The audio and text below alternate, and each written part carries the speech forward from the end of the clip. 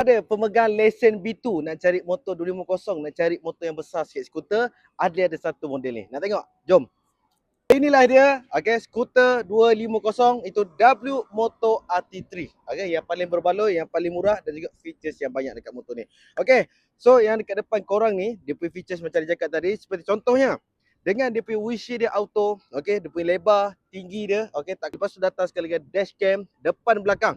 Okey, motor ni untuk korang yang mana nak mencari untuk long distance, okey, nak pergi weekend, nak jalan jauh sikit, inilah motor yang paling sesuai sekali. Sebab apa guys? Okey, dia punya tank ni sangat-sangat besar dalam 17 liter.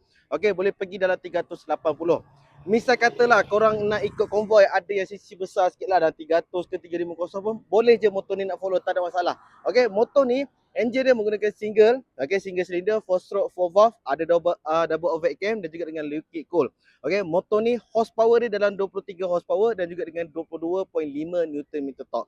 So untuk bahagian tayar dia dah datang sekali dengan ABS 2 channel. Okey, untuk tayar depan dia menggunakan saiz 120, untuk belakang dipakai saiz 140. Dan tayar ni semua dah pakai dengan brand topnya. Okey, dia pakai dengan brand Timsan.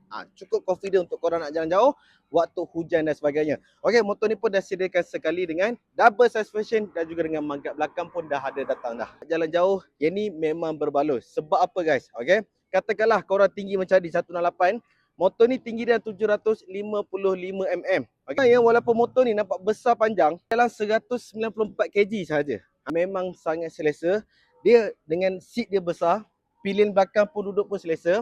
Okay, dengan tambahan kita buat promotion sekarang ni, kita nak bagi free top box bersaiz 45 liter. Okay, korang tengok dia punya compartment dalam dia. Okay, boleh masuk satu biji helmet dan barang lain pun boleh letak lagi. Dengan adanya lampu sekali dah bagi, supaya bila malam korang boleh nampak dengan jelas di bawah seat dia ni.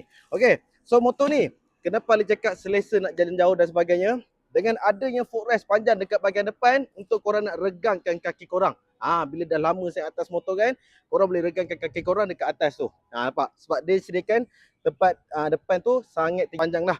Okey, motor ni dia menggunakan keyless system. Okey, dan features lain yang ada dekat motor ni seperti contohnya dekat meter dia. Meter ni Ali boleh anggarkan dalam 6 inci saiz dia. Okey, dia dah ada komplit sekali dengan TPMS. So korang boleh check tekanan tayar korang macam mana. Tayar depan macam mana angin dia, tayar belakang macam mana angin dia. So korang bila pergi dekat stesen minyak, tak payah dah tengok dekat meter tu. Korang pump je sampai di hijau, di sukses, kira okey dah tu sebenarnya. Okey, harga body yang ni nak jual untuk motor ni 19,888 sahaja. Okey. Macam biasa, 5 tahun waranti, unlimited mileage, siap penghantaran sekali Adi bagi.